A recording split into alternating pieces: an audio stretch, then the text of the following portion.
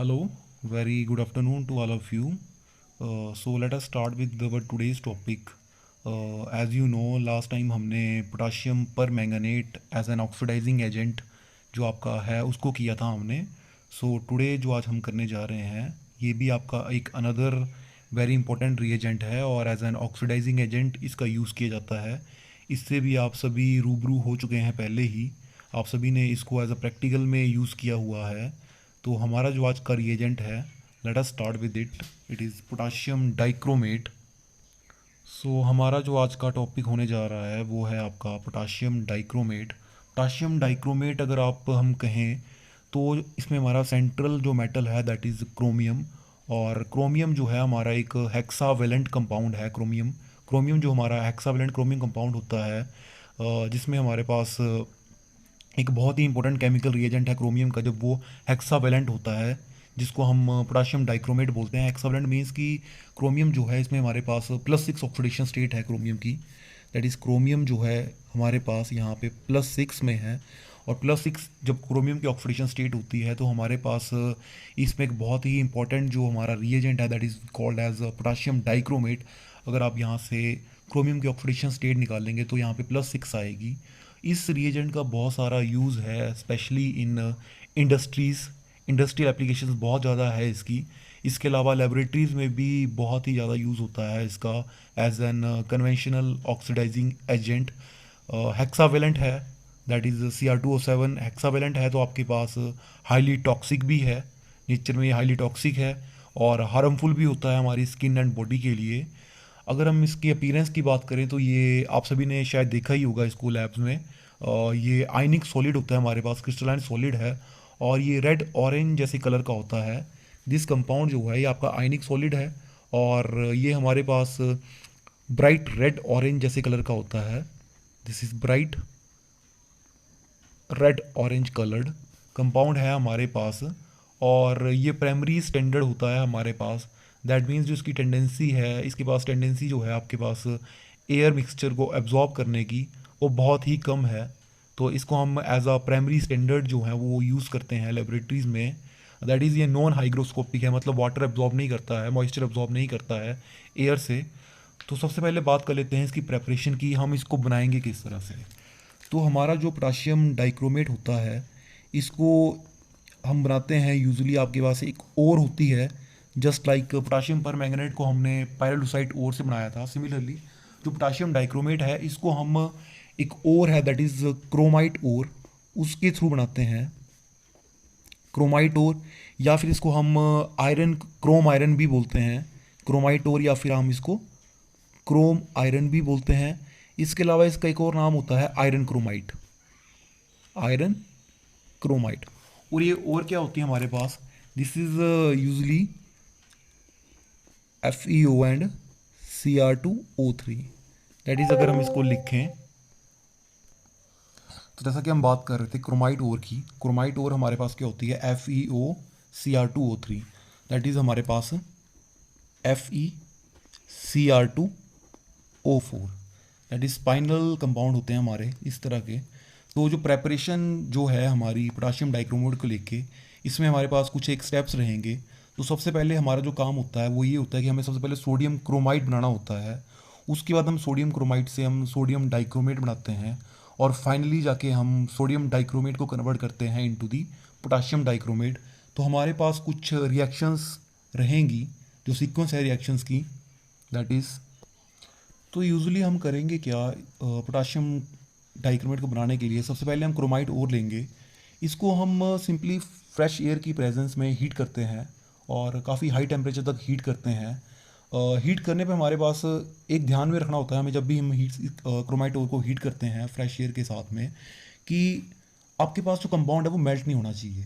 ठीक है, मतलब वैसे तो इसका मेल्टिंग पॉइंट काफ़ी ज़्यादा हाई होता है, तो ये हमारे पास आसानी से 700-800 तक जो है आसानी से हम इसको हीट कर सकते हैं. तो जब हम हीट करेंगे तो हमें ध्यान में रखना है कि कंपाउंड आपका मेल्ट ना करे. तो यूजुअली इस तरह के कंपाउंड्स में होता क्या है कि जब हम इसको हीट करते हैं तो हमारे पास ऑक्सीजन की प्रेजेंस में जब हम हीट करेंगे तो कंपाउंड जो वो अलग अलग हो जाते हैं. जैसे हमारे पास यहाँ पे अगर आप ध्यान से देखो, एक आयरन ऑक्साइड है और एक आपके पास क्रोमिक ऑक्साइड है. तो ये दोनों अलग अलग हो जाएंगे. अलग अलग होने के बाद हम इनको आगे कन्वर्ट कर देंगे. तो अगर मैं रिएक्शन लिखूँ इसके लिए कि मैं आपके पास क्रोमाइट ओर लूँगा, इसको मैं फ्रेश एयर की प्रेजेंस में हीट करूँगा, अगर स्ट्रांगली हीट कर रहा हूँ मैं, सो दैट कि कंपाउंड मेल्ट नहीं होना चाहिए आपका, तो हीट करेंगे, आपके पास ये दोनों अलग अलग हो जाएंगे। अलग होने के बाद अब क्रोमियम तो ऑलरेडी +3 ऑक्सीडेशन स्टेट में है, जो कि इसकी स्टेबल होती है पहले से ही, बट आयरन जो है, अब आपको पता है कि आयरन +3 में ज़्यादा स्टेबल होता है, तो आयरन जो है यहाँ से कन्वर्ट हो जाएगा into the +3 oxidation state, that is ferric oxide बना देगा हमारे पास यहाँ पे। इसके बाद हम डेफिनेटली वही बात आ जाती है सिंपल हमारी मेटलर्जी की, कि एक आपका क्रोमियम ऑक्साइड है, दूसरा आपका आयरन ऑक्साइड है, दोनों को अलग अलग करना है। ये सिंपल स्टेप्स होते हैं, तो आप सभी को पता ही होगा। इसके बाद हम करेंगे क्या कि जो आपका क्रोमियम ऑक्साइड है, दैट इज़ क्रोमिक ऑक्साइड, इसको हम रिएक्ट करेंगे विथ सोडियम कार्बोनेट, ठीक है, with sodium carbonate again in presence of oxygen. Heat करेंगे हम इसको लाइम की प्रेजेंस में, ताकि जो हमारा लाइम डालेंगे हम बीच में, ताकि हमारे पास पोरस जैसा बना रहे। तो जब हम हीट करेंगे हमारे पास सोडियम क्रोमेट बन के आता है, ठीक है, ध्यान रखना है, this is sodium chromate, sodium chromate. जैसे हमारे पास पोटाशियम पर मैंगनेट में 2 आयन बन रहे थे, one is manganate ion, other was पर मैंगनेट आयन, तो वैसे ही अब पोटाशियम डाइक्रोमेट के अंदर भी यहाँ पे भी यही बातें आएंगी, one is dichromate ion, other will be chromate ion. तो क्रोमेट आयन क्या होगा हमारा, CrO4 2 नेगेटिव चार्ज, ठीक है, क्योंकि 2 सोडियम लगे हुए हैं ना, तो it will be CrO4 2 negative ion, that will be our called as chromate ion. तो हम करेंगे क्या, क्रोमिक ऑक्साइड लेंगे, सोडियम कार्बोनेट की प्रेजेंस में ऑक्सीजन के साथ इसको हीट करेंगे, हमारे पास सोडियम क्रोमेट बन जाएगा।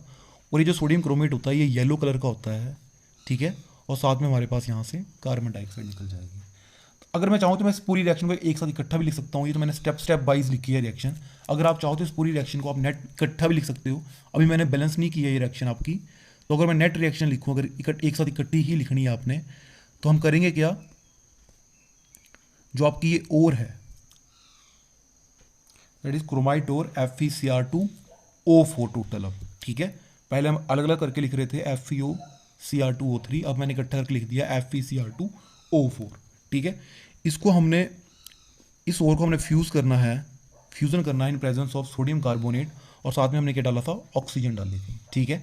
तो यहाँ से जैसे मैंने आपको कहा सोडियम क्रोमेट बन के आएगा अलॉन्ग विद जो हमारा ऊपर निकला था फेरिक ऑक्साइड, साथ में आपकी कार्बन डाइऑक्साइड निकलेगी, ठीक है।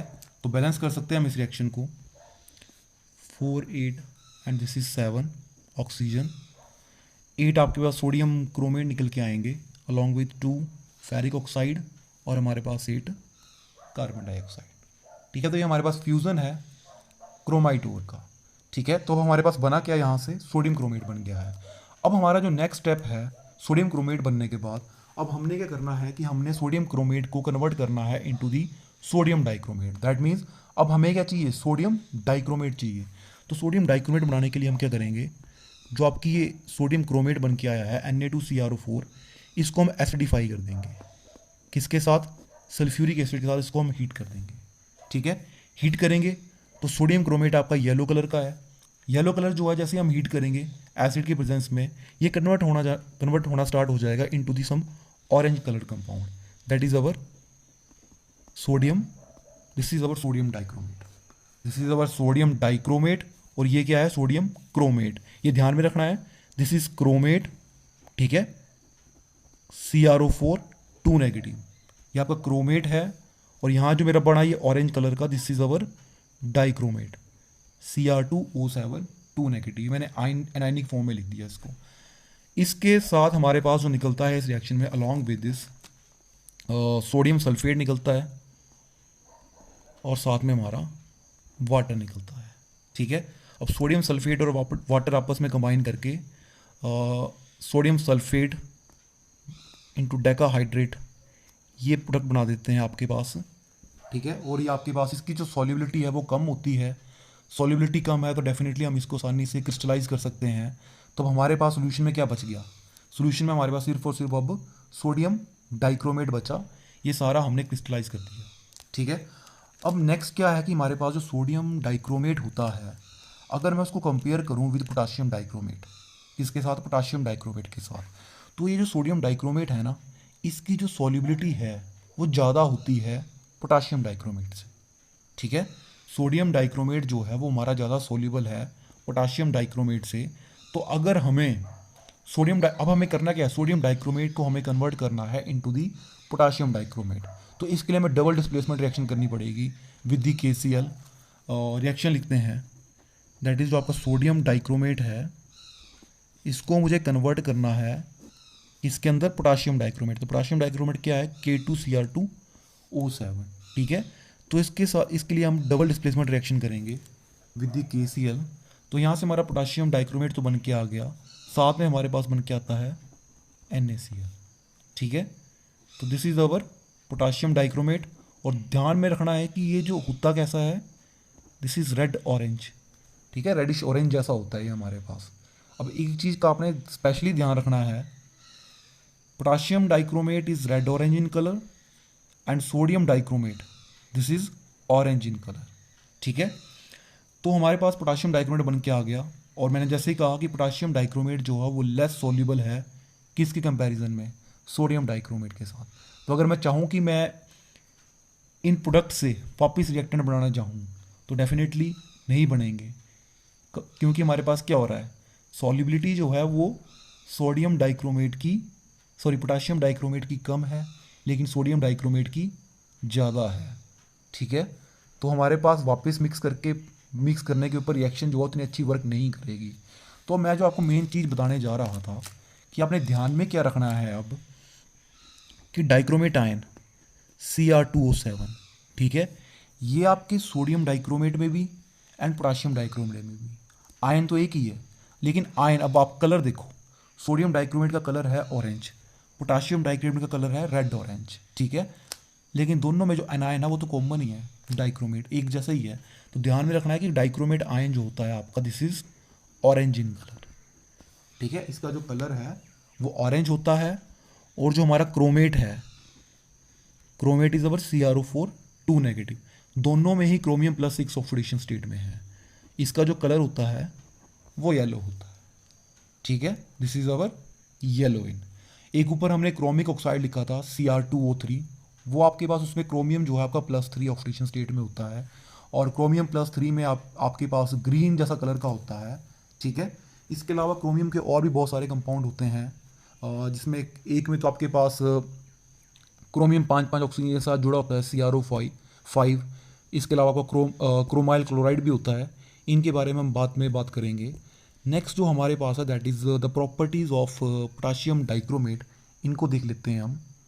प्रॉपर्टीज़ की अगर बात करें हम पोटाशियम डाइक्रोमेट की, तो पोटाशियम डाइक्रोमेट जो है इसका जो मेल्टिंग पॉइंट होता है that is somewhere around 670 kelvin के आसपास इसका मेल्टिंग पॉइंट है। सॉल्युबल होता है ये हॉट वाटर में, और मॉडरेटली सॉल्युबल होता है कोल्ड वाटर के अंदर।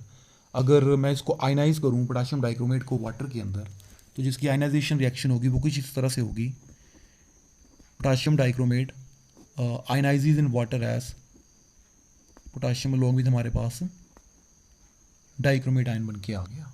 ठीक है, अब अगर मैं इस डाइक्रोमेट आयन को, ठीक है, अगर मैं इस डाइक्रोमेट आयन को वाटर के साथ रिएक्ट करूं, ठीक है, दिस डाइक्रोमेट आयन, अगर मैं इसकी रिएक्शन करूं विद वाटर, ठीक है, ध्यान से देखनी है, बहुत ही इंपॉर्टेंट रोल है इस रिएक्शन का। ठीक है, तो हमारे पास यहाँ से बन के आएगा आपके पास क्रोमेट आयन, और साथ में हमारे पास बन रहा है हाइड्रोजन आयन। ठीक है, तो जैसा मैंने कहा कि अगर मैं डाइक्रोमेट आयन को रिएक्ट करूं वाटर के साथ, ठीक है, तो हमारे पास क्या बन रहा है, क्रोमेट आयन बन रहे हैं अलॉन्ग विद हाइड्रोजन आयन। ठीक है, तो अब हो क्या रहा है इस रिएक्शन में, डाइक्रोमेट आयन और क्रोमेट आयन एक दूसरे के अंदर कन्वर्ट हो रहे हैं। ठीक है, दे आर इंटर कन्वर्टिबल, और ये जो रिएक्शन होती है, ठीक है, ये जो चेंज है एक दूसरे के अंदर, वो आपके पास pH डिपेंडेंट होता है। क्या होता है ये हमारा pH डिपेंडेंट, दैट इज़ जो डाइक्रोमेट आयन है और क्रोमेट आयन है आपस में इंटर कन्वर्ट तो हो रहे हैं, लेकिन ये जो कन्वर्जन है वो किसके ऊपर डिपेंड करेगी, pH के ऊपर। अब ये रिएक्शन पीएच डिपेंडेंट है, देखते हैं कैसे होती है। सपोज कि मैंने क्या किया, मेरे पास है डाइक्रोमेट आयन, ठीक है। अब मैंने इसके अंदर एक अल्कली डाल दिया, क्या डाल दिया, अल्कली, बेस डाल दिया। तो डाइक्रोमेट जो है हमारे पास ऑरेंज कलर का होता है, मैंने अभी बताया, वो कन्वर्ट हो जाएगा क्रोमेट के अंदर, ठीक है, येलो जैसा बन जाएगा, ठीक है। अगर मैं बेस डाल लूँ डाइक्रोमेट आयन के अंदर, हमारे पास क्या बन के आ जाएगा, येलो जैसा कंपाउंड बन के आ जाएगा, दैट इज क्रोमेट फॉर्मेशन। अगर मैं क्रोमेट के अंदर, ठीक है, एसिड डाल लूँ, दैट मीन्स हाइड्रोजन आयन, तो वो कन्वर्ट हो जाता है किसके अंदर, डाइक्रोमेट में। दैट मीन्स क्रोमेट, डाइक्रोमेट से क्रोमेट आयन बनेंगे बेस की प्रेजेंस में, और अगर मैंने एसिड सोल्यूशन लिया तो क्रोमेट आयन जो है वो कन्वर्ट हो जाते हैं किसके अंदर, डाइक्रोमेट आयन्स के अंदर, ठीक है। तो रिएक्शन इक्विलिब्रियम में है, ठीक है, और कंसंट्रेशन डिपेंडेंट है, तो हम आसानी से यहाँ पे आपका ली चिटलायर प्रिंसिपल जो होता है उसको इंट्रोड्यूस कर सकते हैं। तो हम एक्सप्लेन कर देते हैं, ये सिंपल रिएक्शन है, इसी से हम एक्सप्लेन कर देंगे कि हमारे पास ली चिटलायर प्रिंसिपल जो है कैसे इंट्रोड्यूस होगा यहाँ पे। तो अगर हम ध्यान से देखें, डाइक्रोमेट आयन है आपके, वाटर के साथ रिएक्ट कर रहे हैं, क्रोमेट बना रहे हैं, और साथ में हाइड्रोजन आयन निकल रहे हैं, ठीक है। तो अगर मैं रिएक्शन में बेस डाल दूँ, क्या डाल दिया मैंने, अल्कली इंट्रोड्यूस कर दिया मैंने रिएक्शन में, बेस डाल दिया, डेफिनेटली पीएच बढ़ जाएगी, पीएच बढ़ जाएगी, बेस होगा, तो बेस किसके साथ कंबाइन करेगा, बेस हमें क्या देगा, हाइड्रोक्साइड आयन देगा। तो वो हाइड्रोक्साइड आयन किसके साथ रिएक्ट करेंगे, डेफिनेटली हाइड्रोजन आयन के साथ रिएक्ट करेंगे। तो आपके पास हाइड्रोक्साइड आयन जो है वो हाइड्रोजन आयन के साथ रिएक्ट करेंगे, तो यहाँ से होगा क्या, हाइड्रोजन आयन की कंसंट्रेशन जो है वो कम होना स्टार्ट हो जाएगी, कम होना स्टार्ट हो जाएगी। That means according to Le Chatelier principle, अगर कंसंट्रेशन कम होती है, ठीक है, तो क्या करते हैं हम, अगर एक स्पीसीज की कंसंट्रेशन बढ़ जाए तो रिएक्शन दूसरी तरफ से उसकी तरफ को शिफ्ट हो जाएगी, उस जो आपने चेंज किया उसको अंडो करने के लिए, ठीक है। तो अगर यहाँ से हमारे पास बेस डालने से हाइड्रोजन आयन की कंसंट्रेशन कम होती है, दैट मीन्स अब क्या होगा, प्रोडक्ट जो है, प्रोडक्ट की कंसंट्रेशन कम हो गई है, तो इसका मतलब more of the reactant they will start converting into the products, ठीक है। अब ज़्यादा प्रोडक्ट बनना स्टार्ट हो जाएंगे, ठीक है, इस जो आपका चेंज हो रहा है इसको कंपनसेट करने के लिए अब ज़्यादा प्रोडक्ट बनना स्टार्ट हो जाएंगे, मतलब रिएक्शन हमारी फॉरवर्ड डायरेक्शन में शिफ्ट हो जाएगी। जैसा मैं बोल रहा हूँ कि अगर मैंने बेस डाला तो जो मेरा ऑरेंज कलर है ये कन्वर्ट होना स्टार्ट हो जाएगा इनटू दी येलो, ठीक है।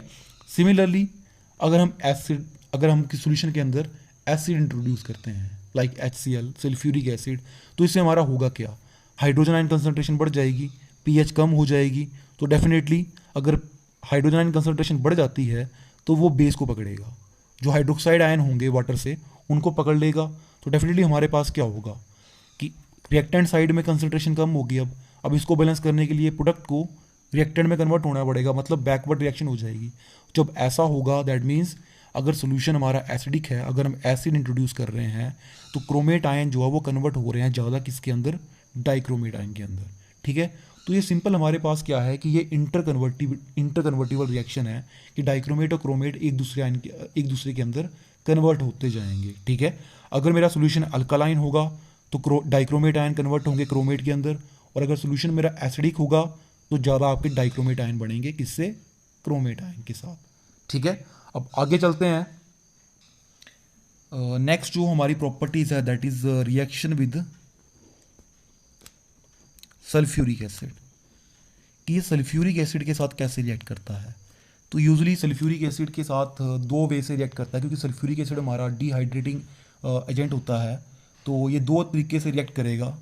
पहली सिंपल आपकी कोल्ड के साथ रिएक्शन होगी, सेकंड जो है हमारा हॉट सल्फ्यूरिक एसिड।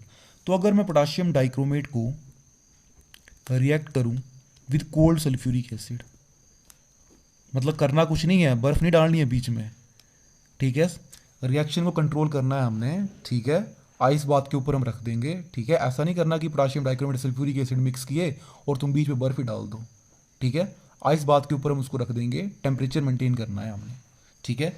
तो इससे होगा क्या, हमारा वाटर बन के आ जाएगा, साथ में हमारा क्रोमियम ऑक्साइड बन रहा है अलॉन्ग विद पोटाशियम सल्फेट बन के आ गया। ठीक है।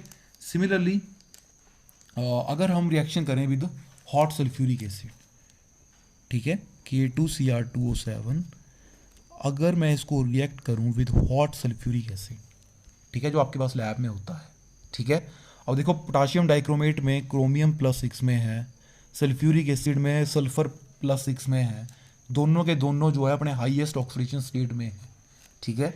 हाईएस्ट ऑक्सीडेशन स्टेट है, ये भी ऑक्सीडाइजिंग एजेंट है, ठीक है। तो ये किसको ऑक्सीडाइज करेगा, ये ऑलरेडी पहले से +6 में है, तो दोनों क्या करेंगे, दोनों ही नेसेंट ऑक्सीजन दे देंगे, ठीक है, दोनों ही नेसेंट ऑक्सीजन प्रोड्यूस कर देंगे। और हमारे पास जो सिंपल प्रोडक्ट बन के आएगा, this will be potassium sulphate, chromium sulphate, chromium +3 में है यहाँ पे, एंड अलॉन्ग विद हमारे पास वाटर बन के आता है, और साथ में यहाँ से 3 नेसेंट ऑक्सीजन निकलते हैं, ठीक है। ये नेसेंट ऑक्सीजन आपस में कंबाइन करके ऑक्सीजन गैस भी बना देंगे, ठीक है।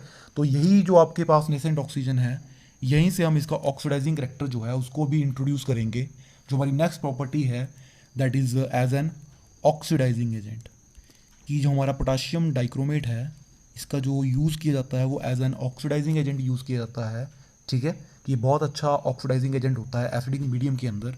अगर मैं इसकी रिएक्शन लिखूँ, इन आयनिक रिएक्शन लिखूँ मैं इसकी, पोटाशियम डाइक्रोमेट एसिडिक मीडियम है, देखेंगे हम कितना इलेक्ट्रॉन चेंज हो रहा है। तो हमारे पास 7 यहाँ पे ऑक्सीजन है, 7 वाटर बन जाएगा, that means we need 14 hydrogen ion, ठीक है। अब इसका बिहेवियर जो है हमारे पास पोटाशियम डाइक्रोमेट का, वो इस तरह से होता है कि क्रोमियम हमारे पास +6 में है, ठीक है, एसिडिक मीडियम के अंदर ही कन्वर्ट हो जाएगा इनटू दी क्रोमियम +3 में, ठीक है।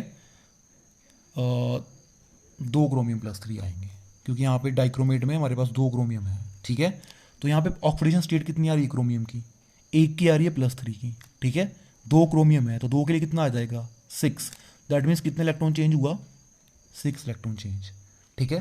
तो आपने ध्यान में रखना है कि आपके पास पहली चीज़ एन फैक्टर आपका कितना आ गया, 6, दैट मीन्स 6 इलेक्ट्रॉन चेंज हो रहा है।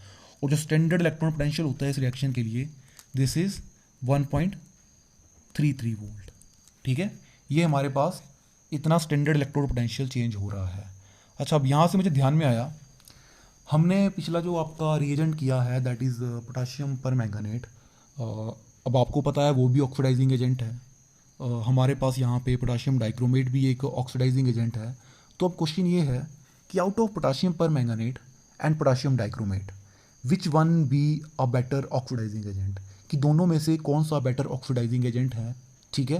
तो आप लोग मुझे ये, चाहे आप कमेंट कर सकते हैं या फिर आप मुझे मैसेज कर सकते हैं व्हाट्सएप के ऊपर, and do tell me what do you think which is better oxidising agent. और तुक्के नहीं मारने हैं, विद प्रॉपर रीज़न आपको बताना है कि पोटाशियम डाइक्रोमेट और पोटाशियम पर मैंगनेट में से कौन सा बेटर ऑक्सीडाइजिंग एजेंट है और वो क्यों है, ठीक है। तो हम आगे चलते हैं। अब एसिड ऑक्सीडाइजिंग एजेंट है तो डेफिनेटली औरों को ऑक्सीडाइज करेगा, ठीक है। तो जैसे कि आप सभी को पता ही है, जैसे हमने पोटाशियम पर मैंगनेट में किया है, सिमिलर रिएक्शंस यहाँ पे भी होंगी कि आयोडाइड को ऑक्सीडाइज कर देता है आयोडीन के अंदर, सल्फाइड का ये सल्फर बना देता है, सिमिलरली सल्फर डाइऑक्साइड को ऑक्सीडाइज कर देगा सल्फेट के अंदर। हमारे पास नाइट्राइट से नाइट्रेट बनाता है, थायोसल्फेट को ये ऑक्सीडाइज करता है into the sulphates and sulphur. एक एग्जांपल लिखते हैं हम सिंपल सा, conversion of iodide, iodide ion जो होते हैं उनको ऑक्सीडाइज कर देता है ये, ठीक है। तो जनरल रिएक्शन मैंने लिख दी है, आयोडाइड आयन है, इसकी ऑक्सीडेशन हो जाएगी, डेफिनेटली आयोडीन के अंदर होगी, ठीक है। 2 इलेक्ट्रॉन चेंज हो रहा है, तो ऊपर रिएक्शन में हमारे पास जनरल में 6 इलेक्ट्रॉन चेंज हो रहा है, यहाँ पे 2 हो रहा है, बैलेंस करने के लिए 3 से मल्टीप्लाई करना पड़ेगा। तो इन दिस वे आप सारी की सारी जो इसकी ऑक्सीडाइजिंग एजेंट में जो रिएक्शंस हैं वो आप सभी लिख भी सकते हैं, Cr2O7 2 negative along with 14 hydrogen ion, 6 iodide ion, they will give you 3 iodine, 2 chromium 3 ion and 7 water, ठीक है। तो आप सभी ने प्रैक्टिकल भी किया हुआ है potassium dichromate versus Mohr salt, उसमें आपने number of moles of water of crystallisation निकाले थे कि हमारे पास मोहर साल्ट में कितने वाटर मोलिक्यूल्स होते हैं using potassium dichromate solution. Similarly आप ऑक्सालिक एसिड को भी टाइट्रेट कर सकते हैं by using potassium dichromate solution. Again similar वही रहेगा, अगर हम मोहर साल्ट लेते हैं, ये फेरस आयन को कन्वर्ट कर देगा into the ferric ions, and similarly oxalate ion जो होंगे हमारे पास ऑक्सालिक एसिड के, उनको कन्वर्ट कर देगा into the carbon dioxide. Then अब कुछ यूज़ देख लेते हैं हम पोटाशियम डाइक्रोमेट का in the field of organic chemistry. Organic chemistry में जो हमारा पोटाशियम डाइक्रोमेट होता है, अगर मैं रिएक्शन लिखूं कि हमारे पास जो अल्कोहल होते हैं, ठीक है, अल्कोहल को ये पोटाशियम डाइक्रोमेट आपका ऑक्सीडाइज कर देता है, ठीक है। पोटाशियम डाइक्रोमेट को अगर हम पोटाशियम डाइक्रोमेट के साथ अल्कोहल की रिएक्शन करें तो ये इसको ऑक्सीडाइज कर देता है इनटू दी एल्डिहाइड्स, ठीक है। और सिमिलरली एल्डिहाइड को ये फर्दर ऑक्सीडाइज कर देगा इनटू दी एसिड्स CH3COOH एसिटिक एसिड। अब हमारी जो नेक्स्ट रिएक्शन है that is action of heat, कि अगर हम हीट करेंगे तो पोटाशियम डाइक्रोमेट के ऊपर क्या इफेक्ट पड़ता है। अगर हम पोटाशियम डाइक्रोमेट को, दैट इज़ हीटिंग इफेक्ट जो हम पढ़ने जा रहे हैं नेक्स्ट, कि हीट करने के ऊपर क्या होगा इसको, जो हमारा पोटाशियम डाइक्रोमेट होता है दैट इज़ K2Cr2O7, अगर मैं इसको हीट करूँ, ठीक है, हीट करने के ऊपर ये पोटाशियम क्रोमेट बनाता है अलॉन्ग विद क्रोमिक ऑक्साइड बन के आएगा, और साथ में आपकी ऑक्सीजन निकल जाएगी। This is your chromic oxide, ठीक है, this is our potassium chromate. अगर मैं इस रिएक्शन को बैलेंस करूं, ठीक है, सिमिलर जो हमारी नेक्स्ट जो हमारा नेक्स्ट हम जो प्रॉपर्टीज़ करने जा रहे हैं, दैट इज़ कुछ टेस्ट हैं इसके रिगार्डिंग, पोटाशियम डाइक्रोमेट के रिगार्डिंग कुछ टेस्ट है हमारे, जिसमें वेरी वेरी इंपॉर्टेंट है आपका chromyl chloride test. Chromyl chloride test याद भी होगा आप सभी को, अभी रिसेंटली किया हुआ है आप लोगों ने लास्ट ईयर। तो क्रोमाइल क्लोराइड टेस्ट जो है, इसमें हम क्या करते हैं, क्लोराइड आयन की डिटेक्शन, एसिडिक रेडिकल में हम क्लोराइड आयन को डिटेक्ट करते हैं बाय यूजिंग पोटाशियम डाइक्रोमेट, ठीक है। ये क्रोमाइल क्लोराइड टेस्ट है हमारा, जिसमें हम क्लोराइड आयन को डिटेक्ट करते हैं। तो इसके अंदर हम करते हैं क्या है, हमारे पास हम एसिड डालेंगे, सल्फ्यूरिक एसिड, और इसके साथ हमारे पास डेफिनेटली क्लोराइड आयन तो हमें चाहिए, क्योंकि क्लोराइड आयन नहीं होगा तो इसकी डिटेक्शन कहाँ से होगी, ठीक है। तो हम मिक्स करेंगे इन सभी को, और इस रिएक्शन में हमारे पास होता क्या है कि हमारे पास यहाँ से क्रोमाइल क्लोराइड बनता है। क्रोमाइल क्लोराइड इज CrO2Cl2, और ये जो हमारे पास क्रोमाइल क्लोराइड बनता है, this is reddish brown in colour. इसका जो कलर होता है that is reddish brown. Along with this हमारे पास पोटाशियम बाईसल्फेट बनता है एंड वाटर, ठीक है। तो ये जो आपका रेडिश ब्राउन जो आपका अपीयर होता है, यहाँ पे रिंग बन के आती है, अगर आपको ध्यान में हो, सल्फ्यूरिक एसिड डालते हैं हम along the sides of the test tube, और वहाँ पे एक रिंग जैसी बन के आती है रेडिश ब्राउन कलर की। वहाँ से हमें डिटेक्शन, वहाँ से हमें पता चलता है कि हमारे पास जो आपका एसिड रेडिकल है दैट इज़ क्लोराइड आयन, वो प्रेजेंट है या नहीं है, ठीक है। इसके अलावा अगर मैं कोई और टेस्ट के बारे में बात करूँ तो एक क्रोमिक पर ऑक्साइड होता है दैट इज़ CrO5, इसको हम ब्लू परक्रोमेट भी बोलते हैं। इसके रिगार्डिंग, इसकी प्रिपरेशन रिगार्डिंग में भी हम पोटाशियम डाइक्रोमेट का यूज़ करते हैं। यहाँ पे हम सिंपली क्या करते हैं कि अगर हम पोटाशियम डाइक्रोमेट को सल्फ्यूरिक एसिड के साथ लें और हाइड्रोजन परऑक्साइड डालते हैं हम इस रिएक्शन के अंदर, हमारे पास ये जो आपका कंपाउंड है CrO5, ये बन के आता है long with potassium sulphate and water निकल के आता है। और इसमें थोड़ा सा कंडीशंस का ध्यान रखना पड़ता है कि टेम्परेचर हमें लो रखना पड़ता है, अदरवाइज हाई टेम्परेचर होगा तो ये कंपाउंड आपका डिकम्पोज कर जाता है इनटू द क्रोमियम ऑक्साइड। और साथ में हम थोड़ा सा ईथर डालते हैं इस मीडियम के अंदर, ताकि जो कलर होता है हमारा वो इसका इंटेंसीफाई रहे। अब जल्दी से इस टॉपिक को ख़त्म करते हैं और लास्ट में हम बात कर लेते हैं अब स्ट्रक्चर्स की, कि जो हमारा पोटाशियम डाइक्रोमेट आयन है, इसके अंदर हमारे पास दो आयन्स आ रहे हैं, वन क्रोमेट, अदर जो है हमारा वो है डाइक्रोमेट। दोनों में ही क्रोमियम हमारा +6 में है, दैट मीन्स खुद के पास तो कोई इलेक्ट्रॉन बचा नहीं है, ठीक है। तो अगर आपने कुछ कंसेप्ट पढ़े हों +1 +2 तक DD ट्रांजिशन, तो ऐसा जैसा इसमें कुछ नहीं होता है। कलर जो है सिंपल हमारे पास चार्ज ट्रांसफ़र होता है। ऑक्साइड आयन जो है वो इलेक्ट्रॉन ट्रांसफ़र करेगा क्रोमियम को, उसके थ्रू जो है इनका वो कलर आता है। तो हम सिंपल स्ट्रक्चर्स की बात करेंगे, दोनों के दोनों जो हैं उसमें sp3 हाइब्रिडाइज होते हैं हमारे पास chromium, that means tetrahedral structure होगा हमारे पास। तो अगर मैं स्ट्रक्चर बात करूँ क्रोमेट आयन की, तो टेट्राहेड्रल स्ट्रक्चर कुछ इस तरह से होगा इसका, 4 oxygen, this is our chromate ion.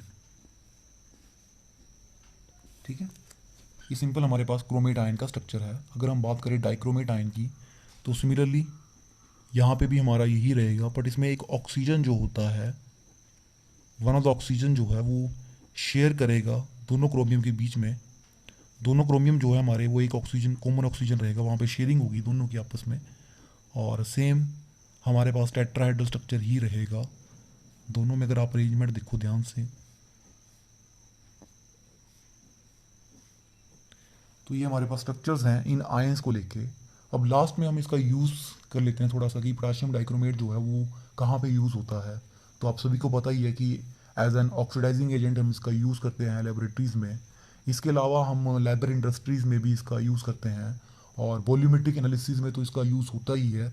वो मैंने आपको एग्जांपल भी दे दिया था, potassium dichromate versus Mohr salt, अगर हम सभी ने रिएक्शन की हुई है वो वाली। इसके अलावा फोटोग्राफी में भी इसका यूज़ किया जाता है, और बहुत सारे कंपाउंड हैं जिनको बनाने के लिए हम इसका यूज़ करते हैं। फॉर एग्जांपल जैसे क्रोम येलो है, क्रोम एलम होता है, जिंक येलो होता है।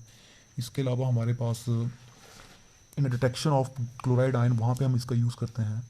और देन लास्ट में हम बात करते हैं कि इसका इफ़ेक्ट जो हेल्थ के ऊपर रहता है, थोड़ा सा टॉक्सिक है, और जेनेटिक डैमेज भी प्रोड्यूस कर देता है, और अनबोर्न चाइल्ड के लिए भी ये बिल्कुल अच्छा नहीं होता है, और आई प्रॉब्लम काउज कर देता है। इसके अलावा ये कुछ क्रॉनिक डिजीज़ भी हो जाती हैं इसको लेके। तो पोटाशियम डाइक्रोमेट जो है इसको थोड़ा केयरफुली हैंडल भी करना पड़ता है। इसके अलावा हम पोटाशियम डाइक्रोमेट का एक यूज़ जो है हम क्रोमिक एसिड बनाने के लिए भी करते हैं। पोटाशियम डाइक्रोमेट जो है हमारा, ये क्रोमिक एसिड बनाने के लिए यूज़ किया जाता है, जिससे हम आपके जो ग्लास वेयर्स होते हैं उनको क्लीन करते हैं। लेकिन आजकल थोड़ा सा इसको लेके बैन किया गया है, तो हम अब इसका इतना ज़्यादा use as a chromic acid नहीं किया जाता है। इसके अलावा ये सीमेंट इंडस्ट्रीज़ में भी यूज़ किया जाता है। तो ये कुछ एक यूजेस हैं। ऑर्गेनिक केमिस्ट्री में तो एज एन ऑक्सीडाइजिंग एजेंट इसका यूज़ किया ही जाता है। तो ये कुछ एक यूजेस हैं पोटाशियम डाइक्रोमेट को लेके। अगर आपको कोई डाउट रहेगा then you can ask me. This is all about potassium dichromate. Next lecture में अपना अगला जो हमारा रिएजेंट रहेगा उसको करेंगे हम। तब तक थैंक यू वेरी मच।